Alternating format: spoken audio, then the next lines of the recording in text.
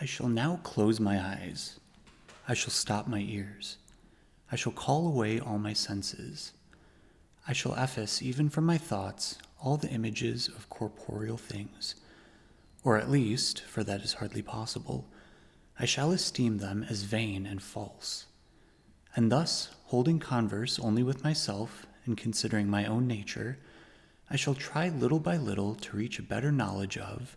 and a more familiar acquaintanceship with myself.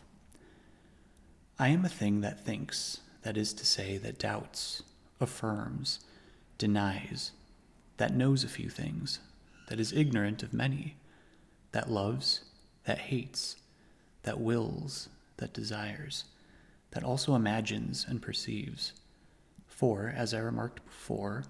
although the things which I perceive and imagine are perhaps nothing at all apart from me and in themselves, I am nevertheless assured that these modes of thought that I call perceptions and imaginations, inasmuch only as they are modes of thought, certainly reside and are met with in me. And in the little that I have just said, I think I have summed up all that I really know, or at least all that hitherto I was aware that I knew. In order to try to extend my knowledge further,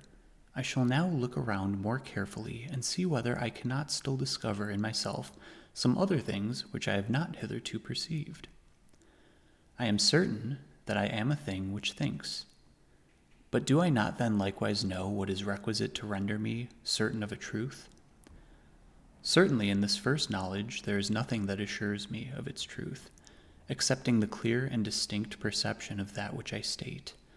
which would not indeed suffice to assure me that what I say is true, if it could ever happen that a thing which I conceived so clearly and distinctly could be false. And accordingly, it seems to me that I already can establish as a general rule that all of the things which I perceive very clearly and very distinctly are true. At the same time, I have before received and admitted many things to be very certain and manifest, which yet I afterwards recognized as being dubious. What then were these things? They were the earth, sky, stars, and all other objects which I apprehended by means of the senses.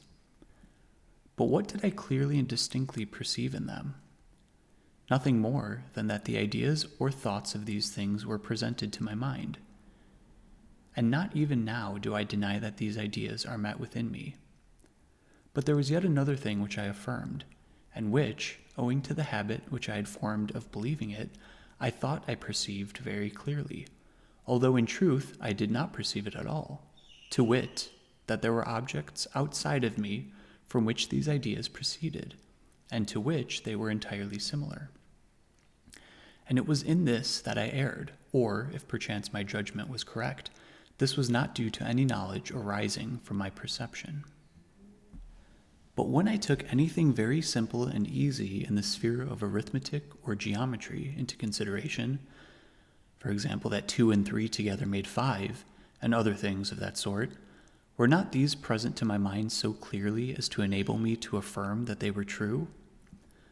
Certainly, if I judged that since such matters could be doubted, this would not have been so for any other reason than that it came into my mind that perhaps a God might have endowed me with such a nature that I may have been deceived even concerning things which seemed to me most manifest. But every time that this preconceived opinion of the sovereign power of a God presents itself to my thought,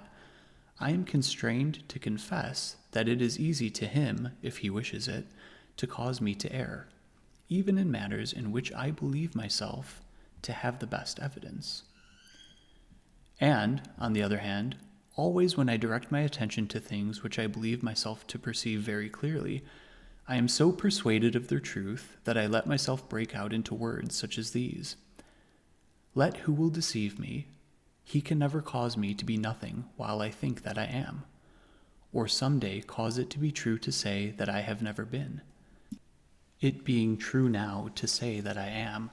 or that 2 and 3 make more or less than 5, or any such thing in which I see a manifest contradiction. And certainly, since I have no reason to believe that there is a God who is a deceiver, and as I have not yet satisfied myself that there is a God at all, the reason for doubt which depends on this opinion alone is very slight, and so to speak, metaphysical. But in order to be able altogether to remove it, I must inquire whether there is a God as soon as the occasion presents itself. And if I find that there is a God, I must also inquire whether he may be a deceiver. For without a knowledge of these two truths, I do not see that I can ever be certain of anything. And in order that I may have an opportunity of inquiring into this in an orderly way, without interrupting the order of meditation which I have proposed to myself, and which is little by little to pass from the notions which I find first of all in my mind to those which I shall later on discover in it, it is requisite that I should here divide my thoughts into certain kinds, and that I should consider in which of these kinds there is, properly speaking, truth or error to be found. Of my thoughts, some are, so to speak, images of the things, and to these alone is the title idea properly applied. Examples are my thought of a man or of a chimera, of heaven, of an angel, or even of God. But other thoughts possess other forms as well. For example, in willing, fearing, approving, denying, though I always perceive something as the subject of the action of my mind. Yet by this action I always add something else to the idea which I have of that thing. And of the thoughts of this kind, some are called volitions or affections, and others judgments. Now as to what concerns ideas, if we consider them only in themselves, and do not relate them to anything else beyond themselves, they cannot properly speaking be false. For whether I imagine a goat or a chimera, it is not less true that I imagine the one than the other. We must not fear likewise that falsity can enter into will and into affections, for although I may desire evil things, or even things that never existed, it is not the less true that I desire them. Thus there remains no more than the judgments which we make, in which I must take the greatest care not to deceive myself. But the principal error, and the commonest which we may meet with them, consists in my judging that the ideas which are in me are similar or comfortable to the things which are outside me. For without doubt, if I considered the ideas only as certain modes of my thoughts, without trying to relate them to anything beyond, they could scarcely give me material for error. But among these ideas, some appear to me to be innate, some adventitious, and others to be formed or invented by myself. For as I have the power of understanding what is called a thing, or a truth, or a thought, it appears to me that I hold this power from no other source than my own nature. But if I now hear some sound, if I see the sun, or feel heat, I have hitherto judged that these sensations proceeded from certain things that exist outside of me. And finally it appears to me that sirens, hippogriffs, and the like are formed out of my own mind. But again, I may possibly persuade myself that all these ideas are of the nature of those which I term adventitious, or else that they are all innate, or all fictitious. For I have not clearly discovered their true origin. And my principal task in this place is to consider, in respect to those ideas which appear to me to proceed from certain objects that are outside me, what are the reasons which cause me to think them similar to these objects? It seems indeed, in the first place, that I am taught this lesson by nature, and secondly, I experience in myself that these ideas do not depend on my will, nor therefore on myself, for they often present themselves to my mind in spite of my will. Just now, for instance, whether I will or whether I do not will, I feel heat, and thus I persuade myself that this feeling, or at least this idea of heat, is produced in me by something which is different from me, by the heat of the fire near which I sit. And nothing seems to me more obvious than to judge that this object imprints its likeness rather than anything else upon me. Now I must discover whether these proofs are sufficiently strong and convincing. When I say that I am so instructed by nature, I merely mean a certain spontaneous inclination which impels me to believe in this connection, and not a natural light which makes me recognize that it is true. But these two things are very different. For I cannot doubt that which the natural light causes me to believe to be true, as, for example, it has shown me that I am from the fact that I doubt, or other facts of the same kind. And I possess no other faculty whereby to distinguish truth from falsehood, which can teach me that what this light shows me to be true is not really true, and no other faculty that is equally trustworthy. But as far as apparently natural impulses are concerned, I have frequently remarked, when I had to make active choice between virtue and vice, that they often enough led me to the part that was worse. And this is why I do not see any reason for following them in what regards truth and error. And as to the other reason, which is that these ideas must proceed from objects outside me, since they do not depend on my will, I do not find it any more convincing.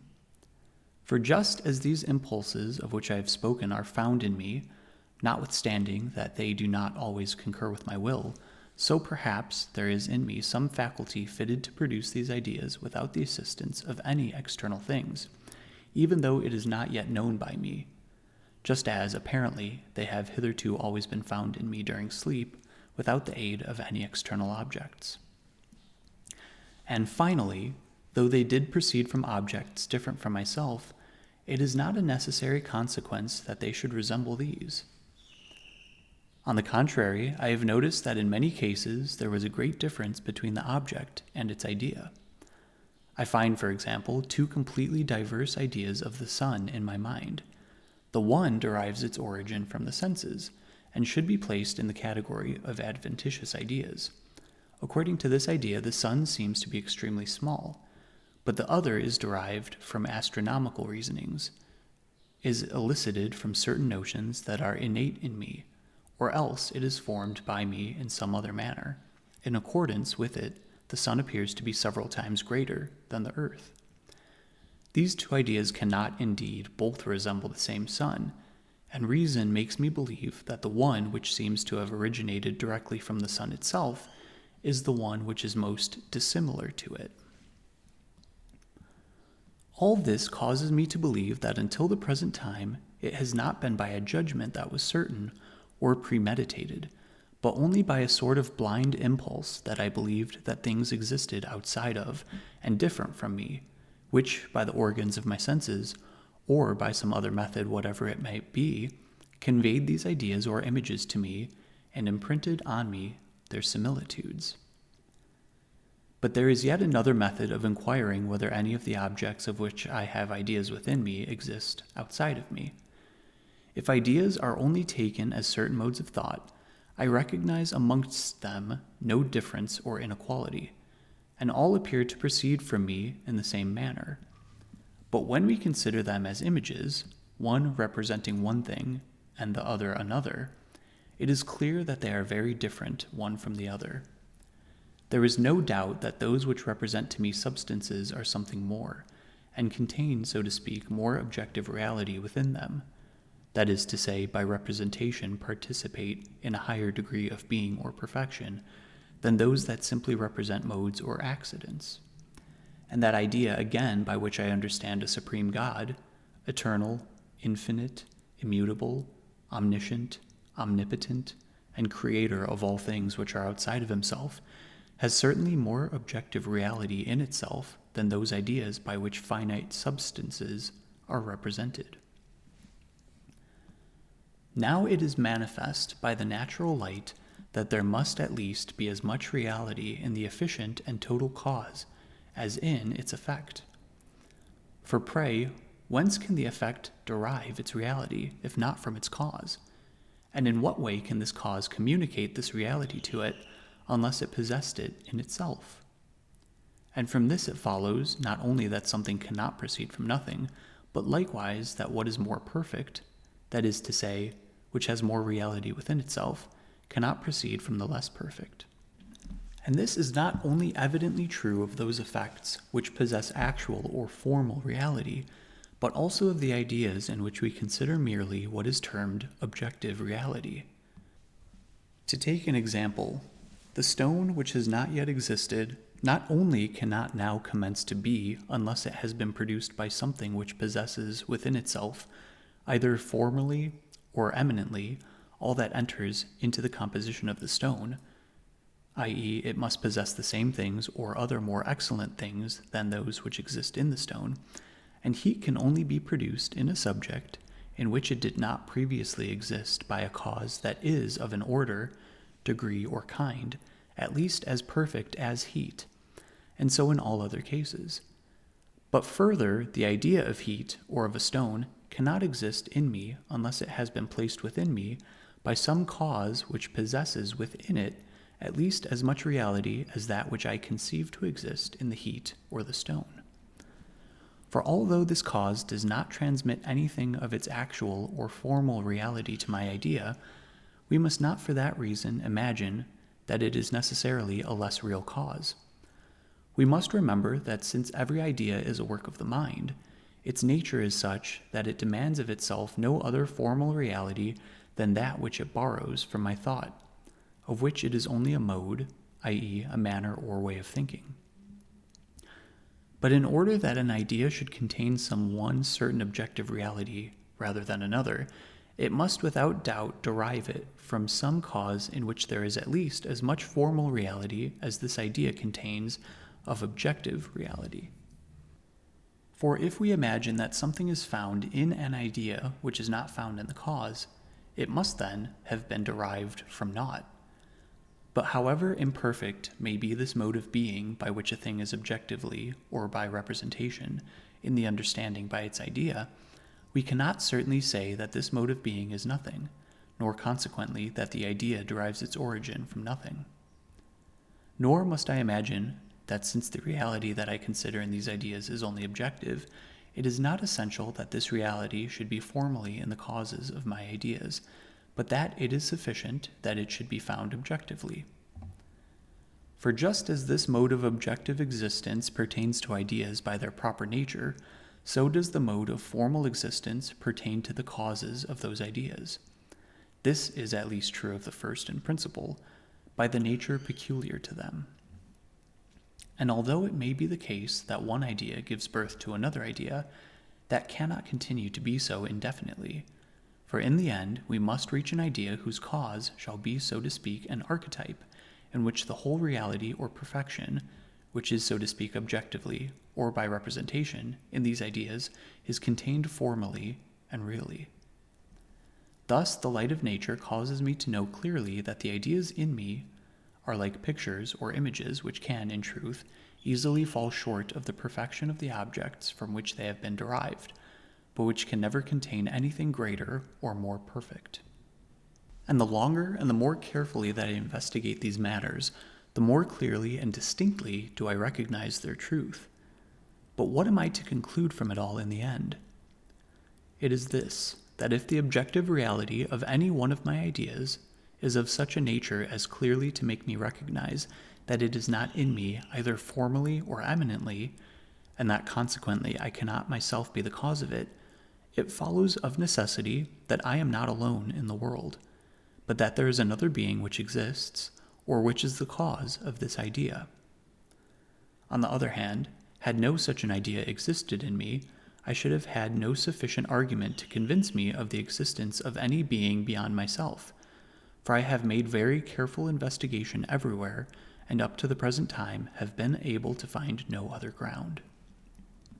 But of my ideas, beyond that which represents me to myself, as to which there here can be no difficulty, there is another which represents a God,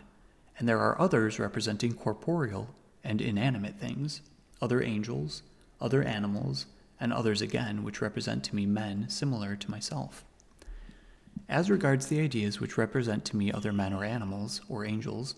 I can, however, easily conceive that they might be formed by an admixture of the other ideas which I have of myself, of corporeal things, and of God, even although there were apart from me neither men nor animals nor angels in all the world. And in regard to the ideas of corporeal objects, I do not recognize in them anything so great or so excellent that they might not have possibly proceeded from myself. For if I consider them more closely and examine them individually, as I yesterday examined the idea of wax, I find that there is very little in them which I perceive clearly and distinctly. Magnitude or extension in length, breadth, or depth, I do so perceive. Also figure which results from a termination of this extension, the situation which bodies of different figure preserve in relation to one another, and movement or change of situation, to which we may also add substance, duration, and number. As to other things such as light, color, sounds, sense, tastes, heat, cold, and the other tactile qualities, they are thought by me with so much obscurity and confusion that I do not even know if they are true or false. For example, whether the ideas which I form of these qualities are actually the ideas of real objects or not, or whether they only represent chimeras which cannot exist in fact. For although I have before remarked that it is only in judgments that falsity, properly speaking, or formal falsity can be met with, a certain material falsity may nevertheless be found in ideas. For example, when these ideas represent what is nothing as though it were something. For example, the ideas which I have of cold and heat are so far from clear and distinct that by their means I cannot tell whether cold is merely a privation of heat, or heat a privation of cold, or whether both are real qualities, or are not such. And inasmuch as, since ideas resemble images, there cannot be any ideas which do not appear to represent some things, if it is correct to say that cold is merely a privation of heat, the idea which represents it to me as something real and positive will not be improperly termed false, and the same holds good of other similar ideas. To these it is certainly not necessary that I should attribute any author other than myself. For if they are false, for example, if they represent things which do not exist, the light of nature shows me that they issue from naught, that is to say, that they are only in me so far as something is lacking to the perfection of my nature. But if they are true, nevertheless because they exhibit so little reality to me that I cannot even clearly distinguish the thing represented from non-being, I do not see any reason why they should not be produced by myself. As to the clear and distinct idea which I have of corporeal things, some of them seem as though I might have derived them from the idea which I possess of myself, as those which I have of substance, duration, number, and such like. For even when I think that a stone is a substance, or at least a thing capable of existing of itself, and that I am a substance also, although I conceive that I am a thing that thinks and not one that is extended, and that the stone, on the other hand, is an extended thing which does not think, and that thus there is a notable difference between the two conceptions, they seem nevertheless to agree in this, that both represent substances. In the same way, when I perceive that I now exist, and further recollect that I have in former times existed, and when I remember that I have various thoughts of which I can recognize the number, I acquire ideas of duration and number which I can afterwards transfer to any object that I please. But as to all the other qualities of which the ideas of corporeal things are composed, to wit, extension, figure, situation, and motion, it is true that they are not formally in me, since I am only a thing that thinks. But because they are merely certain modes of substance, and so to speak, the vestments under which corporeal substances appear to us, and because I myself am also a substance, it would seem that they might be contained in me eminently. Hence there remains only the idea of God, concerning which we must consider whether it is something which cannot have proceeded from me myself. By the name God I understand a substance that is infinite, eternal, immutable, independent, all-knowing, all-powerful, and by which I myself and everything else, if anything else does exist, have been created.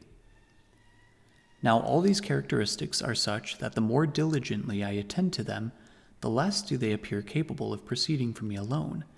Hence, from what has been already said, we must conclude that God necessarily exists.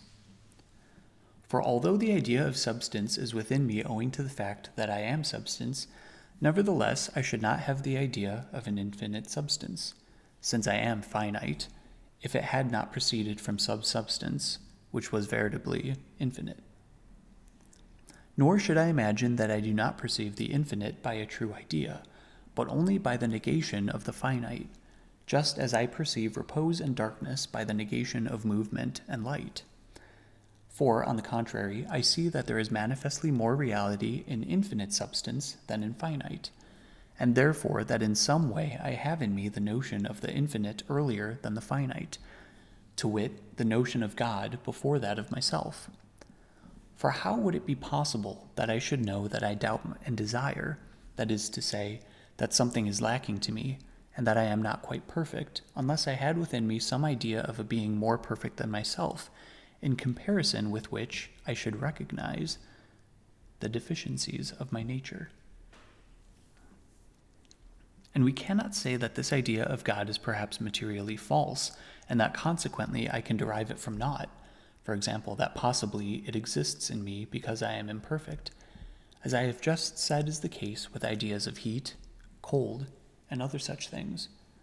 For on the contrary, as this idea is very clear and distinct and contains within it more objective reality than any other,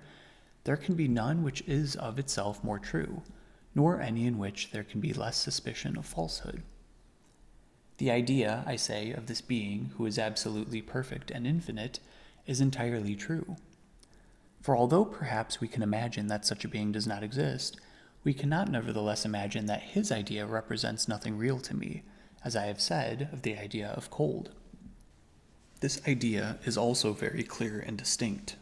since all that I conceive clearly and distinctly of the real and the true, and of what conveys some perfection, is in its entirety contained in this idea. And this does not cease to be true, although I do not comprehend the infinite, or though in God there is an infinitude of things which I cannot comprehend, nor possibly even reach in any way by thought. For it is of the nature of the infinite that my nature, which is finite and limited, should not comprehend it. And it is sufficient that I should understand this, and that I should judge that all things which I clearly perceive, and in which I know that there is some perfection, and possibly likewise an infinitude of properties of which I am ignorant, are in God formally or eminently, so that the idea which I have of him may become the most true, most clear, and most distinct of all the ideas that are in my mind. But possibly I am something more than I suppose myself to be, and perhaps all those perfections which I attribute to God are in some way potentially in me, although they do not yet disclose themselves or issue in action. As a matter of fact, I am already sensible that my knowledge increases and perfects itself little by little, and I see nothing which can prevent it from increasing more and more into infinitude. Nor do I see, after it has thus been increased or perfected, anything to prevent my being able to acquire by its means all the other perfections of the divine nature,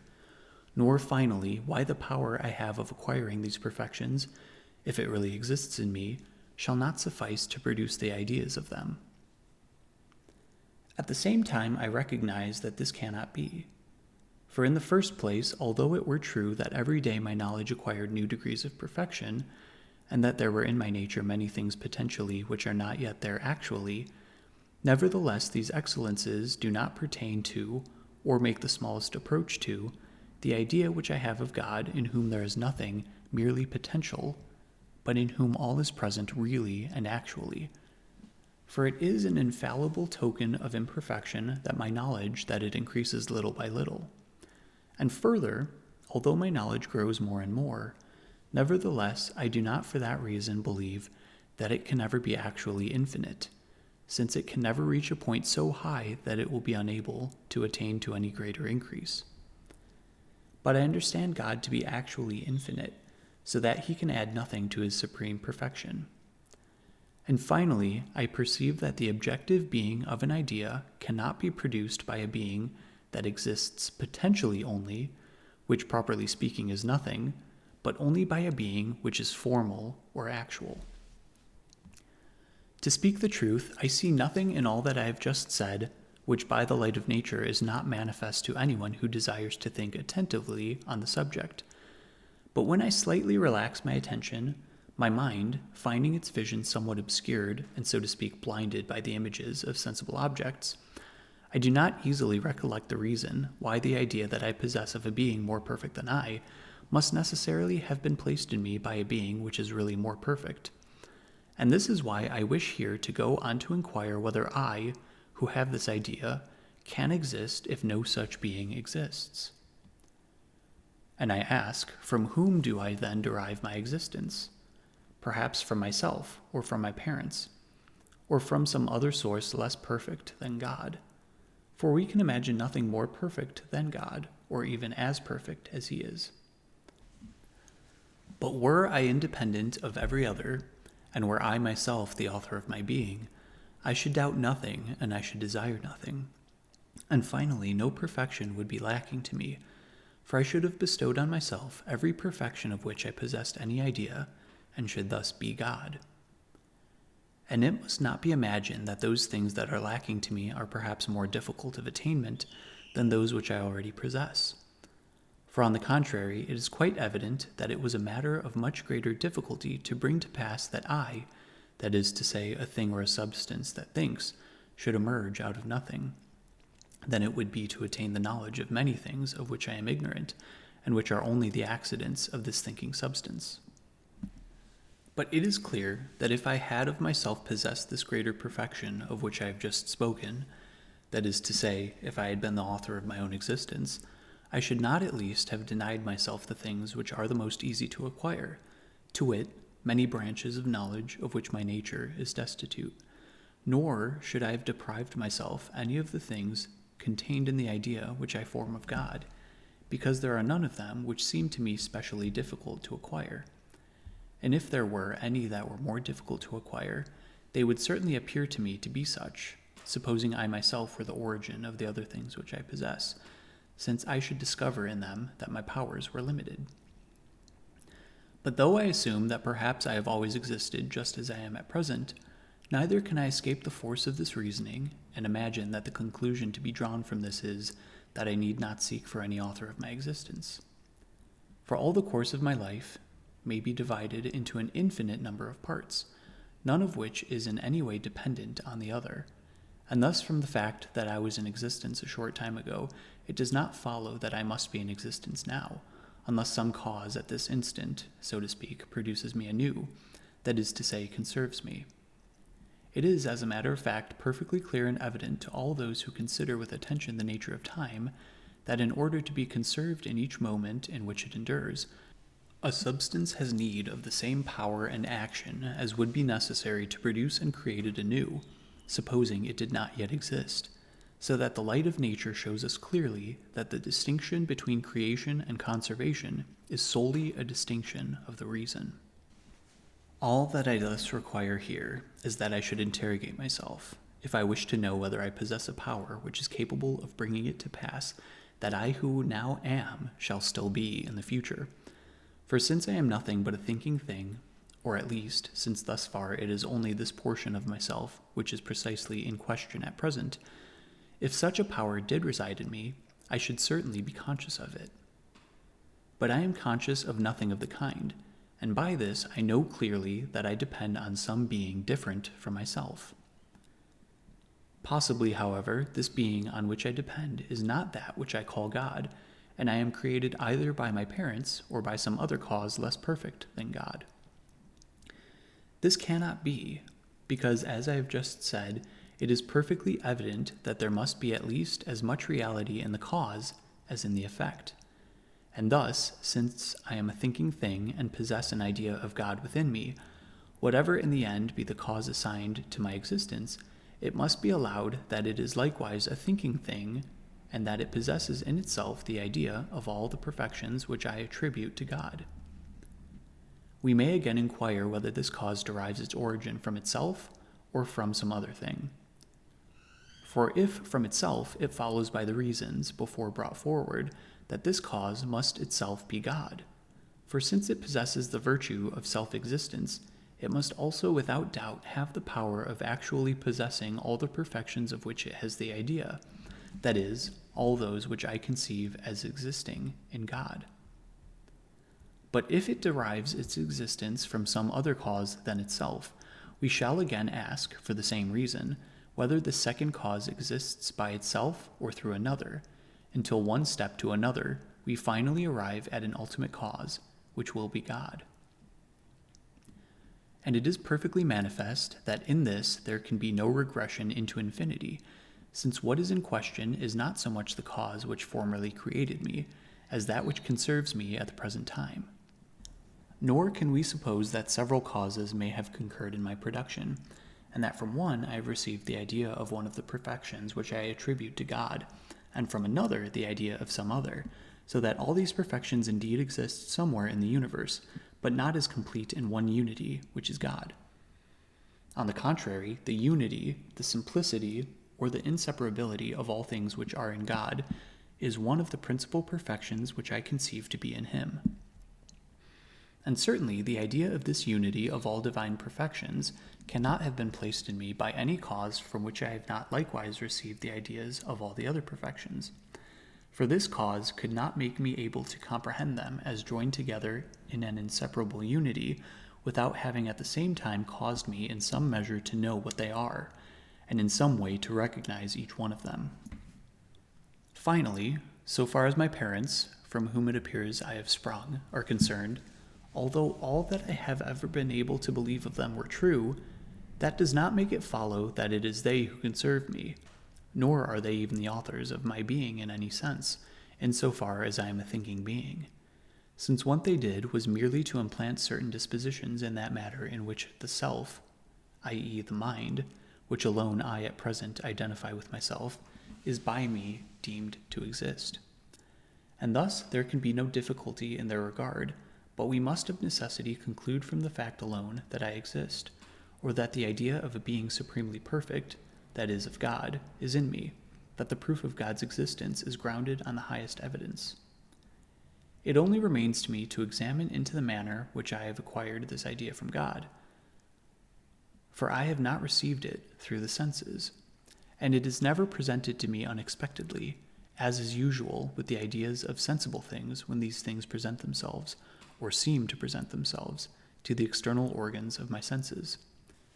Nor is it likewise a fiction of my mind, for it is not in my power to take from or to add anything to it, and consequently the only alternative is that it is innate in me, just as the idea of myself is innate in me.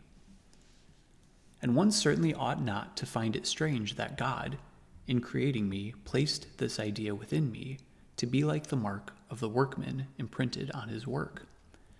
And it is likewise not essential that the mark shall be something different from the work itself. For from the sole fact that God created me, it is most probable that in some way he has placed his image and similitude upon me, and that I perceive this similitude, in which the idea of God is contained, by means of the same faculty by which I perceive myself. That is to say, when I reflect on myself, I not only know that I am something imperfect, incomplete, and dependent on another, which incessantly aspires after something which is better and greater than myself, but I also know that he on whom I depend possesses in himself all the great things towards which I aspire, and the ideas of which I can find within myself, and that not indefinitely or potentially alone, but really, actually, and infinitely, and that thus he is God. And the whole strength of the argument which I have here made use of to prove the existence of God consists in this, that I recognize that it is not possible that my nature should be what it is, and indeed that I should have in myself the idea of a God, if God did not veritably exist, a God, I say, whose idea is in me, who possesses all those supreme perfections of which our mind may indeed have some idea, but without understanding them all, who is liable to no errors or defect, and who has none of all those marks which denote imperfection. From this it is manifest that he cannot be a deceiver, since the light of nature teaches us that fraud and deception necessarily proceed from some defect. But before I examine this matter with more care, and pass on to the consideration of other truths which may be derived from it, it seems to me right to pause for a while in order to contemplate God himself, to ponder at leisure his marvelous attributes, to consider and admire and adore the beauty of this light so resplendent, at least as far as the strength of my mind, which is in some measure dazzled by the sight, will allow me to do so.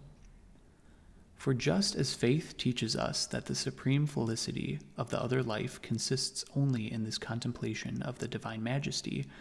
so we continue to learn by experience that a similar meditation, though incomparably less perfect, causes us to enjoy the greatest satisfaction of which we are capable in this life.